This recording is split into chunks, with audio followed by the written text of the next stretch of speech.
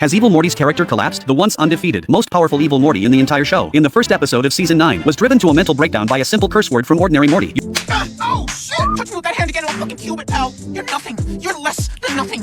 You have to remember, Evil Morty first appeared in episode 10 of Season 1. In that episode, he continuously murdered Ricks from countless universes, led all the clues to the main Rick, used Evil Rick as a shield, and manipulated the entire citadel of Ricks with ease. From his very first move, he established his persona as highly intelligent, cold, and the mastermind behind the scenes. Episode 7 of Season 3 was his true coronation moment. In this episode, the scene returns to the citadel. Evil Morty, disguised as a rebel, stands on the podium and gives a passionate speech, promising a new world where Ricks and Mortys are equal. Amid cheers, he steadily wins the presidency. It turns out that what Evil Morty wanted to fight against was never a specific Rick, but the entire cosmic structure where Ricks stand above all and Mortys are forever tools. So by episode 10 of Season 5, the scheme he had been planning for years finally came to light. The so-called central finite curve was essentially a universe-high wall built by the Ricks, enclosing the universes where Rick is always the smartest, keeping Rick forever at the top of the food chain, while every Morty lives a fate of being arranged and used. Evil Morty spent all that time lurking, manipulating, and rising to power just to gather enough strength to blow up that wall with his own hands. What he truly pursued was not domination, but absolute freedom, free from anyone's control. At the end of Season 5, as he left through a golden portal without looking back, he looked like a transcendent sage who had stepped outside the system. Yet, this same character, at the beginning of Season 9, appears with a weapon device threatening Rick, forcing Rick to go on adventures with him every week, and boasting in front of Morty about how well he and Rick work together, how they have experienced countless adventures behind Morty's back, sharing inside jokes that only they understand. Is this still that aloof, transcendent Evil Morty who just wanted to get away from all Ricks? Perhaps this time, the writers simply wanted to make Evil Morty more vivid and three-dimensional through the first episode of Season 9, but the cost was that he was pulled down from his pedestal. Evil Morty spent the first half of his life proving that a Morty can also live without revolving around Rick, but in the end, Evil Morty is still a Morty after all. He simply disguised the act of revolving around Rick more skillfully than anyone else.